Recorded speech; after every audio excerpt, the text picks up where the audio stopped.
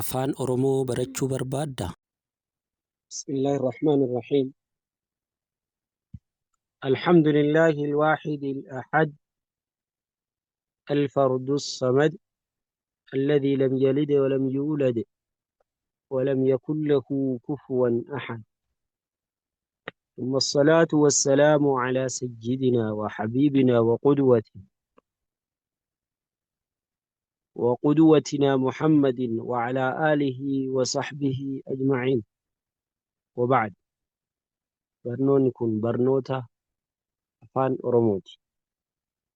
أفان أورومو أفان كينا akkamitti barreessina, akkamitti dubbifna yaada jedhuun markazu tawakkul irraa barattoota markazu tawakkul gahomsuudhaaf sagantaa afaan Oromooti. Sagantaa afaan Oromoo kana qubeedhaan eegalla. Qubeen mallattoo sagalee waan taate, sagalee irraa ka bakka bu'ee dubbatu qubee waan ta'e.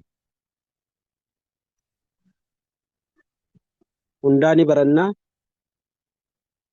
Afaan Oromoo keessa qubeewwan 26tu jira. Afaan Oromoo keessa qubeewwan 26tu jira.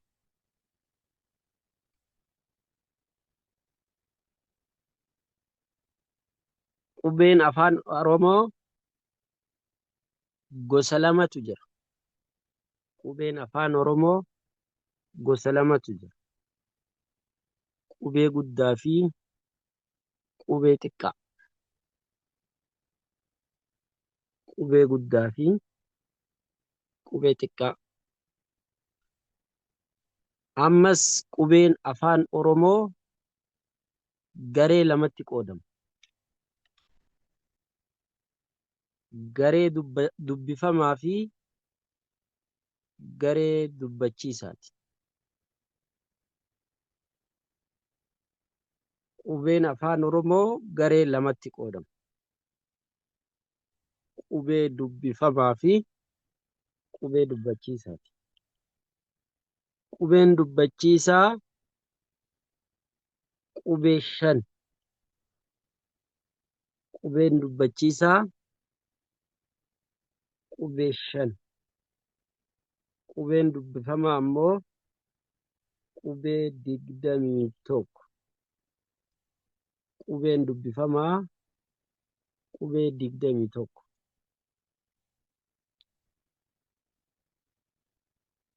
Qubeen afaan Oromoo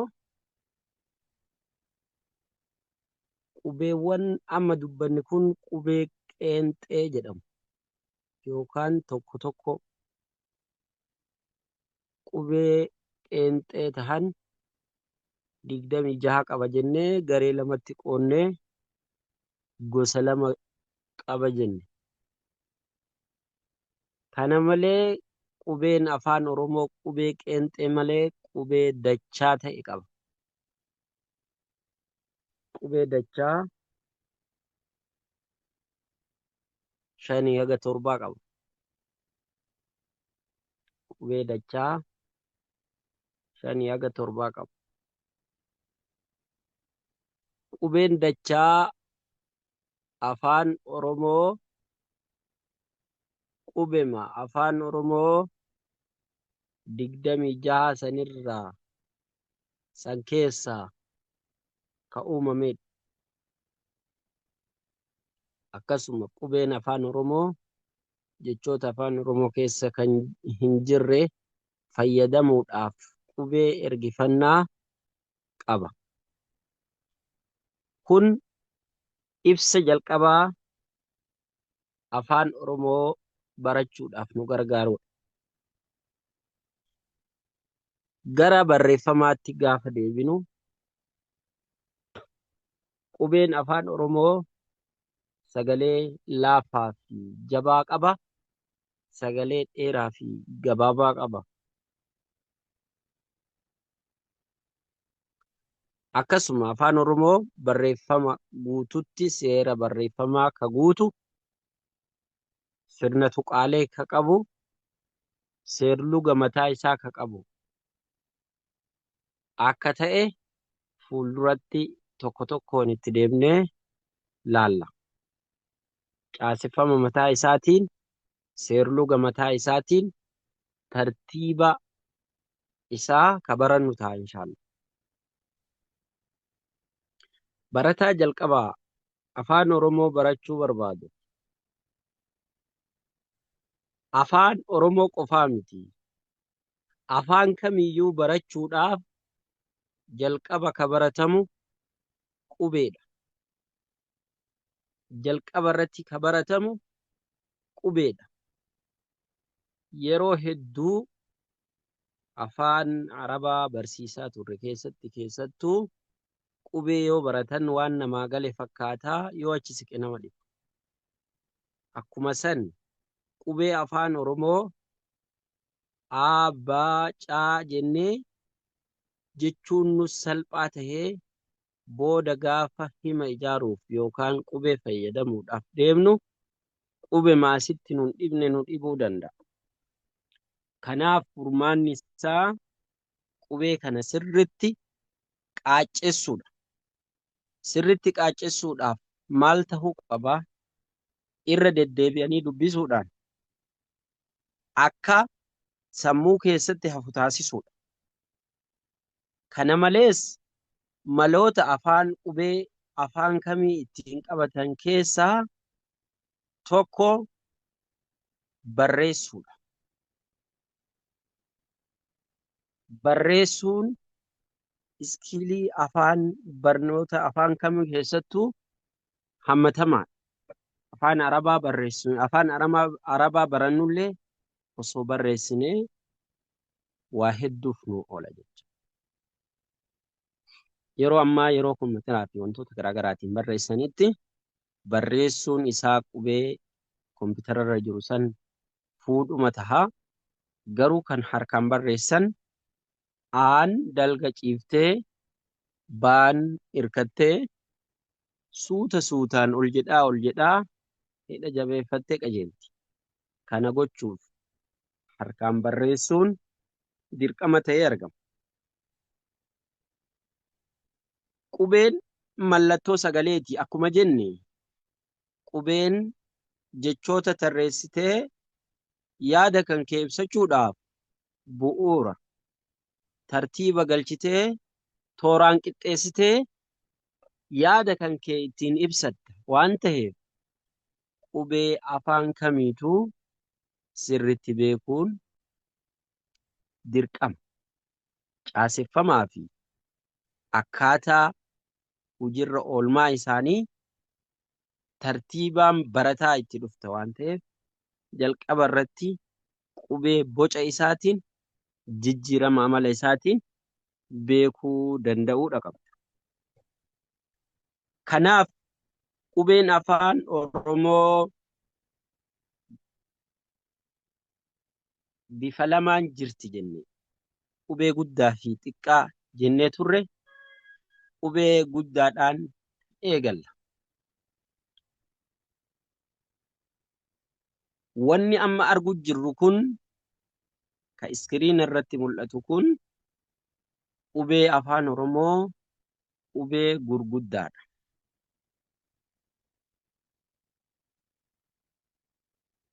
Kun mallattoo qubeeti. Akkuma afaan Arabaa gizee barannu qubeen maqaadha sun maqaadha jennee barannetti. Kuni maqaa qubeeti. Dubbisa keessatti sagalee isaa dubbachiiftuu isatti aanee dhufe hordofuudhaan sagalee isaa kan jijjiiratu ta'a. Kun maqaa yookaan milikkita sagalee qubichaa qofa. Kanaaf barnoota keenya qubee afaan Oromoo qubee gurguddaadhaan eegallaa. Jalqaba irratti kan jiru kun A, Baa, Caa, Daa, e fa ga ha i ja ka la ma na o pa qa ra sa ta u va wa ta ya za. Akkuma afaan arabaa gisee baran qubee wal keessa oofaa bitaa gara mirgaa mirgaa gara bitaa jechaa baranne sanitti asiillee of duuba deebisnee zaa yaa xaa waa va u ta sa ra qa pa o na ma la ka ja i ha ga fa e da ca ba a. Akkasitti jenna. Ammas barreessinee daftara qabnurratti garagalchinee boodas shamaddan. Fakkeenyaaf gaa naa uu faa maa taa ee laa saa ta zaa daa ka ra yaa caa ja qaa xaa ba i pa waa a ha u va. An waan isin barsiisaa jiruuf suuta jechuun dirqama. Garuu barataan sirritti irra deddeebi'ee shamaddaduudhaan qubee san akka dukkanatti illee yoo itti dhufe beekuu dandahutti jechuu qaba irra deddeebi'ee.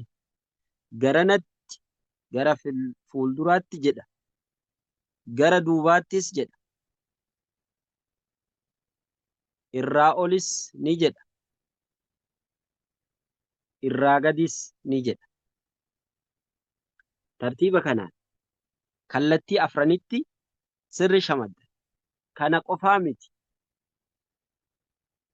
Amma akkanatti qubee torba yoo ta'e dheerinni isaa qubee torba yoo ta'e inni afuri deebisee irraa gadillee baay'isee barreeffama isaa bakka garaa garaatti irra deddeebi'ee barreessuudhaan eegasii shamaddadee qubee kana akka yoo akka tasaa 8 ta'anii itti dhufanillee keessaa ati ebalu jechuu beekutti akka yoo shakamsaa yookaan faana isaa dhagahellee takkatti maan beekuu dandahutti qabatuun dirqama jecha.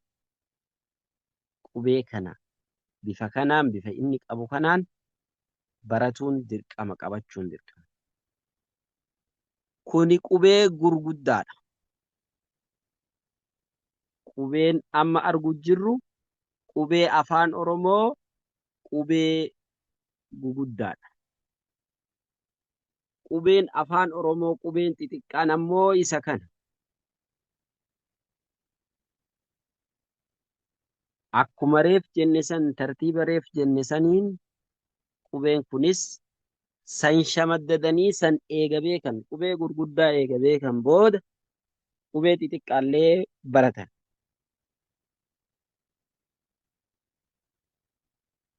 Akkasumatti irra deddeebi'anii shamaddadan. Kun ifaajee nama baraturra jirudha.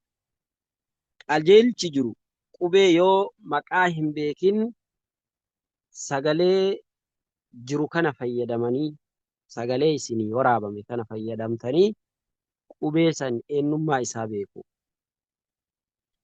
Irra deebi'ee isinii himuudhaaf yeroo tokko kanaan A baa caa daa ee faa Ga. Ha. I. Ja. Ka. La. Ma. Na. O. Pa. Qa. Ra. Sa. Ta. U. Va. Wa. Xa. Ya. Za. Har'a qubeedhaa bor jechata. Kanaaf qubee kana sirriitti beekuun namni afaan Oromoo sirriitti barachuu barbaada jedhe qubee dogongora malee sirrii shamaddaduudha. Gizee barreeffama barreessuuf deemtu qubee boca isaa yaadachuu hin dandeettu. Yoo maal ta'e malee yoo sirri shamaddadde malee sirriitti shamaddaddee sagalee isaa daftee fiduudhaaf sirriitti qabatuun dirqama jecha. Kanaaf qubee afaan Oromoo bifa lama qabaa. Qubee xiqqaa fi qubee guddaa jedhamee jira jecha. Eega qubee guddaa beekte qubee xiqqaa baratta. Eega qubee xiqqaa beekte ammoo qubee dubbifamaa baratta. Qubee dubbifamaa. Qubeen dubbifamaan qubee 21 qubee mareef jenne san keessaa qubee 5 hir'ifnee qubee 21 dubbifamaa jennee baranna. Eenyufaa dubbifamaan? Baa, caa, daa, faa, gaa, haa, jaa, kaa, laa, maa, naa, paa, qaa, raa, saa, taa, vaa, waa, xaa, yaa, za. Qubeen kunniin qubee dubbifamaa ka waan isa dubbisu barbaadu jecha. Qubee dubbifamaadha. Qubee dubbifamaadha ka dubbifamu jecha. Qubee dubbifamaadha. Qubee dubbifamaa keessallee qubee gurguddaadha. Qubeen dubbifamaan xixiqqaan ammoo isa kana. Kamaree fuusanii jecha. Qubee dubbifamaa xixiqqaa. Zaa, yaa, xaa, waa, vaa, taa, saa, raa, qaa, paa, naa, maa, laa, kaa, jaa, haa, gaa, faa, daa, caa, baa. Qubeen kunniin qubee dubbifamaa xixiqqaadha. Qubeen itti aanu ammoo qubee dubbachiisaadha. Qubee 5. Innis aa xiqqaa fi guddaa godhee kaayee ee xiqqaa fi guddaadhaan ka gubbaa guddaadha ka jalaa xiqqaadha. Ii ka gubbaa guddaadha ka jalaa xiqqaadha. Oo uu qubee kannii shanantu qubee afaan Oromoo dubbachiisaadha. A, E, I, O, U. Qubeen dubbachiisaan qubee kannii shanan. Qubeen afaan Oromoo garee lamatti qoodama jenne. Gareen tokko garee dubbifamaa qubee 21 turee kalaallee dabarsine. Gareen lammaffaa qubee 5 qubee dubbachiisaadha. Kana malees afaan Oromoo qubee dachaa kan jedhamu qaba. Qubeen dachaa chaa, dha, pha, sha, nya, tsa, ja. Dur tunniin lamaan keessa hin jirtu. Qubee 5 qofa ture. Keessaa yoo hin gatiin. Qubee 5 qofa ture. Tsaa fi jaan keessa hin jiru ture. Sababa qubeen kunniin qubee ergifannaa keessa jira. Qubee afaan Oromoo keessa hin jirre sababa fayyadamaaf jecha itti dabalamedha. Qubeen gariin afaan Oromoo keessa waan hin jirreef jechoota afaan Oromoo keessa hin jirre ittiin barreessuudhaaf ka oolu jecha. Tsahaay jennee yoo barreessuu barbaanne maqaa namaa nu dhiba jecha. Vaan mataan isaa qubee reef laalle keessa ergifamaadha. Vaayirasii jennee faa katabuudhaaf, viidiyoo jennee faa katabuudhaaf itti fayyadamna jecha. Malee hin qabnu ture. Jechoota akkasii hin qabnu ture. Kanaaf qubeen dachaan qubee kanneen. Qubeen afaan Oromoo qubee qeenxee fi qubee qeenxee fi qubee dachaa jedhamu qaba. Qubeen qeenxeen ka tokko tokkoon jiran ka laallisan yoo ta'u, qubeen dachaan qubeen kanneen. Chaa, dhaa, phaa, shaa, nyaa, tsaa, zhaa. Akkasitti qabattanii kun qubee waan ta'eef wanni hundi wanni har'a baranne qubee waan ta'eef qubee kana ammoo abbatu jabaatee irra deddeebi'ee shaakala. Yoo abbaan irra deddeebi'ee hin shaakalin, yoo abbaan irra deddeebi'ee hin baasin qubee namatti himanii namaa galchuun hin ulfaata. Maaliif wanni waan irra deddeebiidhaan fooyya'u? Qubeen waan irra deddeebiidhaan fooyya'u. Waan irra deddeebiidhaan qabatamu. Yeroo tokko akkanatti jedhi yoo siin jedhe jechuu dandeetta. Uf duubas deebisi yoo siin jedhe takka takkaan jettee deebisuu dandeetta. Garuu bifa sirritti si fayyaduuf, bifa sirritti ammoo barreeffama daftee dubbisuu dandeettuuf sirritti irra deddeebitee kama beekte kana kama baratte kana sirri shaakaluun dirqama jedha. Inshaallah waan kana addaan babaafnee haala fedhii barattootatii fi haala dandeettii barattoota irratti tokko tokkoon adda baafnee ka dubbisnu ta'a. Eega qubeen kunniin nuu galee booda gara dhimma caaseffamaa fi hima ijaaruuf wantoota itti aananitti deemna. Sagalee sagaleessuutti deemna. Sagalee dheeraaf gabaabaa adda baasuutti deemna. Achi booda irra butaa fi sagalee jabaa fa'aa barachuutti deemna.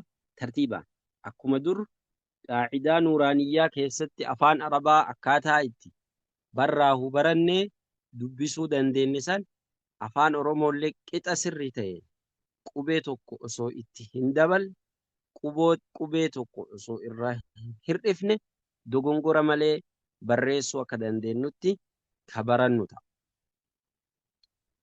Eega barreessine booda achi booda eega dubbisuu dandeenye booda seerluga afaanis ka itti fufnu ta'a. Wantoota hedduutu jira. Afaan keenya afaan Oromoo wantoota baay'ee mimmiidhagoo ta'aniin badhaadha. Kanaaf afaan Oromoo afaan keenya afaan saba keenyaa sirritti barannee katabnee dubbifnee qajeelfanna inshaallah. Namoonni fedhii qabdan inshaallah gara barumsaa kottaa. Kun markazu tawakkul litacliimi alqur'aani wassunna. Mana barumsa qur'aanaa ka hadiithaa markazu tawakkul kottaati baradhaa gama hundaan qaroomaa isiniin jenna. هذا والله أعلم وصلى الله وسلم وبارك على سيدنا محمد وعلى آله وصحبه أجمعين.